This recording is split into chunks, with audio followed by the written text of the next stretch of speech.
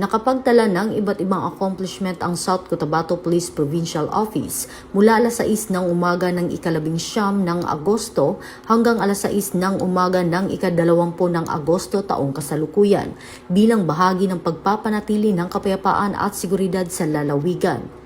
2 anti-illegal drug operations ang isinagawa na nagresulta sa pagkakaaresto ng 5 katao at pagkakakumpiska ng 11.3 grams ng hinihinalang shabu na nagkakahalaga ng humigit kumulang 73,300 pesos.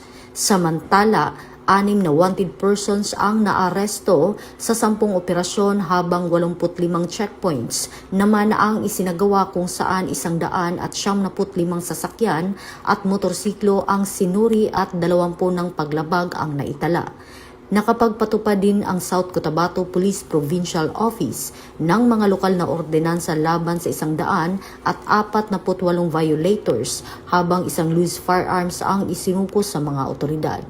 Ayon sa South Cotabato Police Provincial Office, patuloy nitong paiigtingin ang law enforcement at community-based policing upang mapanatili ang ligtas at maayos na pamayanan sa South Cotabato. Patuloy na nakikipagtulungan ang PNP sa mga komunidad upang mapanatili ang kapayapaan at seguridad. Pinapaalalahanan ang publiko na umiwas sa iligal na gawain, sumunod sa mga batas at lokal na ordinansa at agad i-report sa pulisya ang anumang kahinahinalang aktibidad alinsunod sa advokasya ng bagong PNP para sa bagong Pilipinas, serbisyong mabilis, tapat at nararamdaman. Mula dito sa Campo Crame, ako po ang inyong PNN correspondent, Patroluman Resali Umalay, nagbabalita para sa Police News Network. Alagad ng batas, tagataguyod ng balitang pulis.